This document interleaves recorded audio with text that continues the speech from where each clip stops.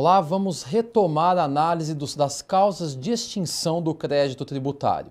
Já analisamos várias causas estabelecidas no artigo 156 do CTN. Já vimos pagamento, compensação, transação, remissão, prescrição, decadência, mas ainda nós temos outras causas de extinção do crédito tributário que merecem análise de maneira peculiar, de uma maneira bastante aprofundada, né?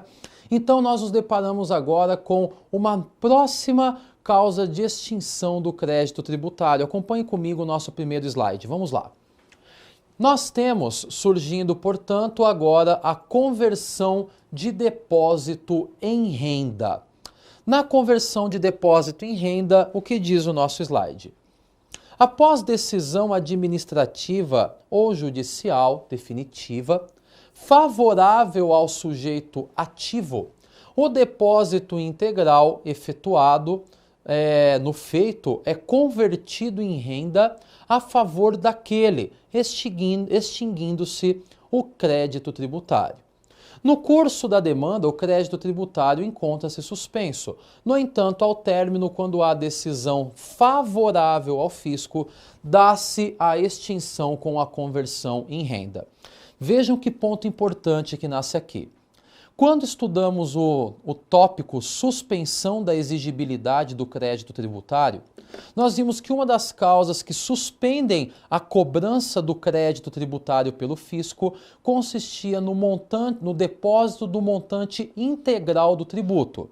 Então, a partir do momento que nós nos deparávamos com o depósito do montante integral do tributo, nós tínhamos a suspensão da exigibilidade do crédito tributário. Só que, a partir do momento que nós nos deparamos com a suspensão da exigibilidade em decorrência do depósito integral, e nós temos uma discussão judicial ou administrativa, a partir do momento que nós temos uma decisão favorável ao fisco, aquele montante depositado integralmente, ele passa a se converter em renda, oportunidade, portanto, que nós nos deparamos com um caso de extinção do crédito tributário.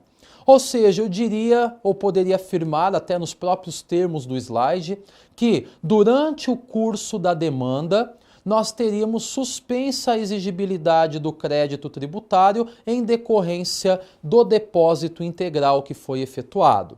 Mas a partir do momento que a demanda passa a ter uma decisão e esta decisão é favorável ao fisco, este montante depositado integralmente será levantado pelo fisco, se converterá em renda e nós teremos incidindo uma causa extintiva do crédito tributário, que é a conversão em renda.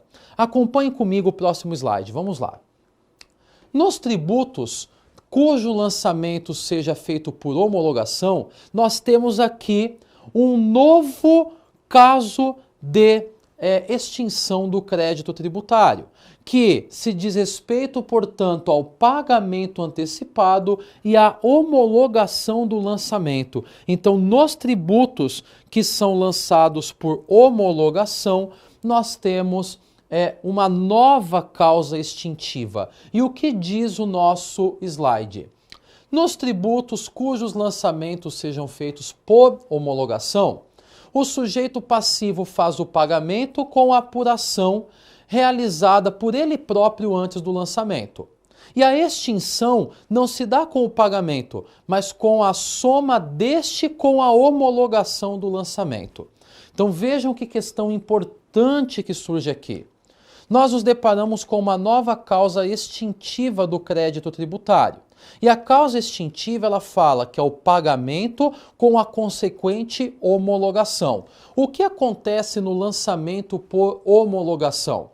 Nesta modalidade de lançamento, nós temos, portanto, o pagamento sendo efetuado previamente pelo sujeito passivo e, posteriormente, o fisco verificando, analisando que o mesmo foi efetuado de maneira correta, ele simplesmente vem e homologa homologa efetivamente o pagamento. Isso é denominado de lançamento por homologação. Quero deixar claro que o pagamento antecipado por si só, ele não... Claro, um pagamento antecipado em que o próprio contribuinte ou sujeito passivo verifica o tributo que ele entende cabível pagar, não é por si só ensejador da extinção do crédito tributário. Para que nós tenhamos a extinção do crédito tributário, a necessidade que tenhamos, portanto, o pagamento efetuado e, posteriormente, a homologação procedida pelo sujeito ativo. Então, vejam, uma causa importante de extinção do crédito tributário consiste no pagamento efetuado com a consequente homologação realizada. Vamos à frente, próximo slide. O próximo slide diz que no lançamento por homologação há uma antecipação de pagamento, permitindo-se ao fisco homologá-lo em um prazo decadencial de 5 anos, a contar do fato gerador. Então vejam que houve o pagamento antecipado, pagamento este que foi calculado o montante do tributo pelo próprio contribuinte, o fisco passa a partir deste momento a ter 5 anos para homologar o lançamento. Ou melhor, para homologar efetivamente, ou para proceder o lançamento. E nós já vimos que o período que o fisco possui para proceder o lançamento é de 5 anos, prazo esse considerado como prazo decadencial. O transcurso do prazo sem a manifestação do fisco enseja um lançamento por homologação tácito, sem o qual o fisco perde o direito de cobrar. Ponto importante que começa a surgir na nossa conversa. O lançamento por homologação é caracterizado, portanto, pelo pagamento prévio, que é o pagamento do montante, portanto, apurado pelo próprio sujeito passivo. Uma vez pago, o fisco deverá homologar tal procedimento, que é o que nós chamamos de lançamento por homologação. Só que nós vamos nos deparar com a seguinte peculiaridade, em que uma vez efetuado o pagamento, o fisco tem o prazo de 5 anos, o sujeito ativo tem o prazo de 5 anos para efetuar o lançamento por homologação. Se ele efetivamente homologar, nós teremos a extinção do crédito tributário em razão do pagamento e de uma homologação expressa. Mas pode acontecer que o sujeito passivo tenha efetuado o pagamento do tributo e o fisco não tenha homologado dentro do prazo de 5 anos. Uma vez ultrapassado o prazo de 5 anos, nós teríamos a homologação tácita, oportunidade que, em decorrência desse instituto, nós nos deparamos com a efetiva extinção do crédito tributário em decorrência do pagamento com a consequente homologação. Vamos caminhando no nosso bate-papo com um próximo slide. O próximo slide diz o seguinte, que o caso abordado anteriormente reflete um instituto da decadência nos lançamentos por homologação, sendo que após 5 anos haverá homologação tácita, perdendo o fisco o direito de lançar. Então vejam que questão importante. No lançamento por homologação, o sujeito passivo paga e o fisco tem o prazo de 5 anos para lançar. Oportunidade que, se ele efetivar o lançamento dentro deste período, nós nos deparamos com a perpetuação do lançamento por homologação, onde nós nos deparamos, portanto, com a extinção do crédito tributário em decorrência do pagamento feito antecipado e da homologação do lançamento, que, como mencionei, pode ser uma homologação expressa. Mas se eventualmente houver o pagamento pelo sujeito passivo e for ultrapassado o prazo de 5 anos para lançamento, nós teremos a figura da homologação tácita, tendo em vista que o fisco perderá após 5 anos o direito de lançar, tendo em vista a operação do Instituto da Decadência. Seguindo à frente, nós temos um próximo slide com uma nova causa extintiva do crédito tributário, que é a consignação em pagamento julgada procedente. O que diz o nosso slide? A consignatória em pagamento julgada procedente irá a seu término extinguir o crédito tributário. A ação consignatória, quando do depósito judicial autorizado em seu início, não representará a causa extintiva do CTN, mas uma causa de suspensão. Vejam que ponto importante. Então, quando nós nos deparamos com uma consignação em pagamento sendo julgada de modo definitivo, procedente, nós nos deparamos com uma causa extintiva do crédito tributário que está disposta lá no artigo 156 do CTN. Agora, quando nós temos um depósito judicial autorizado no início do procedimento, pelo artigo 151, o depósito judicial é considerado como uma causa suspensiva da exigibilidade do crédito tributário. Então, a nossa conversa aqui diz respeito a uma ação de consignação que é julgada procedente. Caso seja julgada procedente, nós teremos, portanto, a caracterização de uma causa extintiva do crédito tributário. Vamos à frente, acompanhe comigo. É importante para termos em consideração esta causa extintiva do crédito tributário a análise do artigo de número 164 do Código Tributário Nacional. O artigo 164 ele revela o seguinte para nós: a importância de crédito tributário pode ser consignada judicialmente pelo sujeito passivo nos seguintes casos. Ou seja, então o valor relativo ao crédito tributário, que percebam, o valor relativo ao tributo, pode ser consignado judicialmente pelo sujeito passivo nos seguintes casos, inciso de número 1. No caso de recusa de recebimento ou subordinação deste ao pagamento de outro tributo ou de penalidade, ou ao cumprimento de obrigação acessória. Ou seja, houve eventualmente recusa de recebimento pelo fisco do montante relativo ao tributo, nós nos deparamos com a possibilidade de consignarmos em pagamento. Inciso 2. Também surge a possibilidade da consignação em pagamento no caso de subordinação do recebimento ao cumprimento de exigências administrativas sem fundamento legal.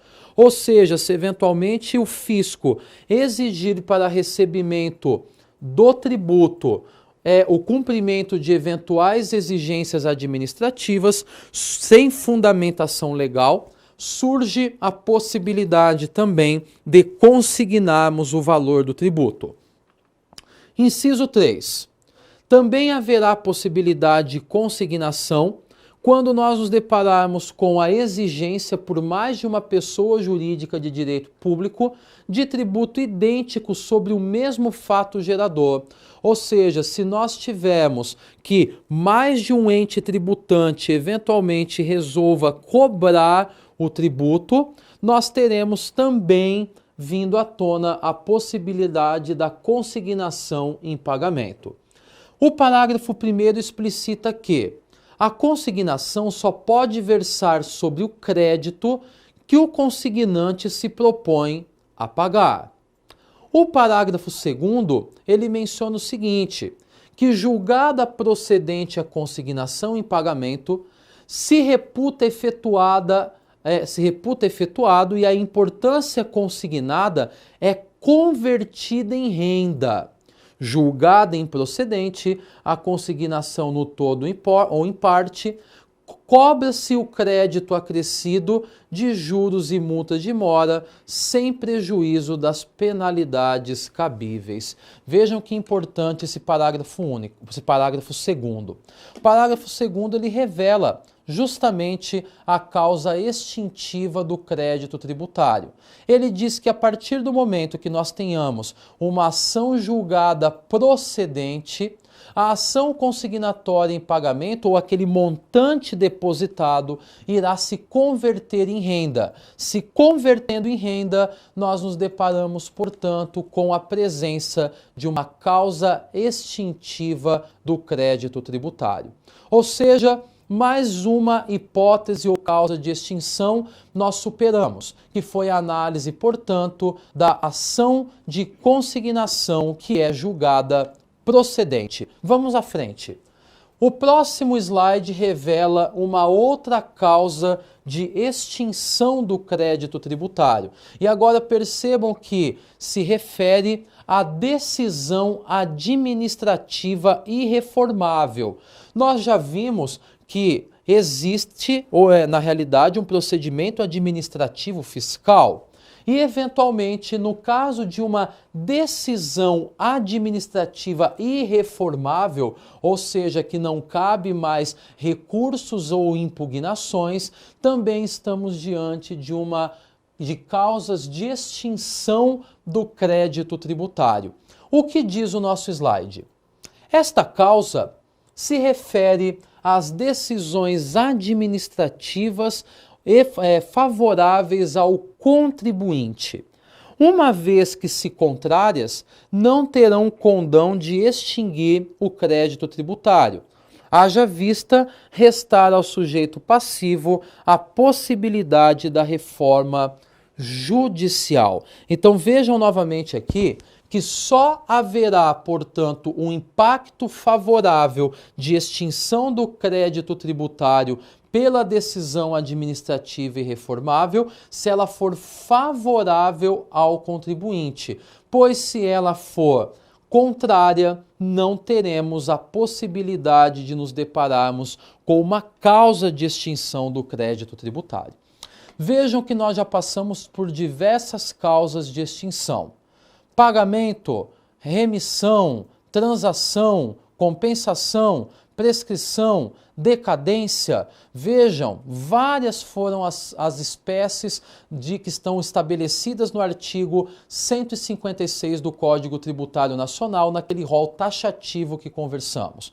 Agora vem à tona a decisão administrativa irreformável, ou seja, num procedimento administrativo fiscal, uma decisão administrativa que não caiba mais recurso, que seja irreformável, se for uma decisão favorável ao contribuinte, trará, portanto, à tona a questão de extinguir o crédito tributário.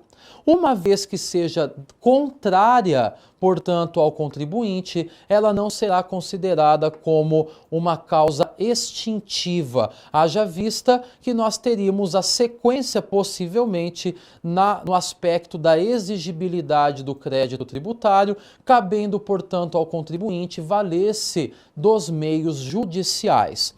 Portanto, considera-se uma causa de extinção do crédito tributário a decisão administrativa irreformável, portanto, aquela que não cabe mais recurso. Vamos à frente, próximo tópico. Também teremos uma situação relativa à extinção do crédito tributário na decisão passada em julgado ou transitada em julgado. Ou seja, estamos falando aqui de uma decisão que comporta um pronunciamento final, que não cabe mais recurso. Mas o que diz o nosso slide? A decisão passada em julgado ou transitada em julgado é extintiva do crédito tributário, uma vez que representando o último pronunciamento a ser emitido por autoridades julgadoras quanto às lides que se apresentam à sua apreciação. Ou seja, nós estamos diante aqui de um caso que revela ou traduz um pronunciamento final em que não haverá, portanto, mais possibilidade de interposição de recurso. Se tal situação ocorrer, estamos diante de uma causa extintiva do crédito tributário. A próxima causa e última que iremos analisar é uma situação inovadora.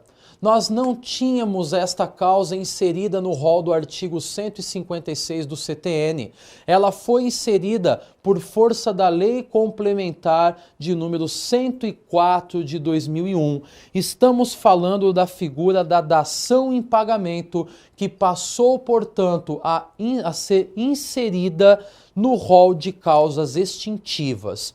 Eu gostaria de chamar a atenção de todos vocês para o primeiro item desse slide. É um item relevantíssimo que ele traz à tona nesta nossa conversa, inclusive, um aspecto que foi fruto de uma questão da prova da magistratura para ingresso, para ingresso na magistratura do Estado de São Paulo, no último concurso realizado, que se refere à questão da dação em pagamento. Mas percebam que o primeiro item do nosso slide diz que o CTN admite dação em pagamento somente para bens imóveis exclusivamente. Ou seja, somente no caso de bens imóveis nós teremos, portanto, a dação em pagamento. A dação em pagamento é um procedimento administrativo que encerra a entrega voluntária do bem imóvel pelo contribuinte devedor. Tal instituto se refere somente a bens imóveis, sendo vedada a dação em pagamento em bens móveis. Lembrem-se que eu havia mencionado que o conceito de tributo do artigo 3º do CTN foi flexibilizado, mitigado. Por quê?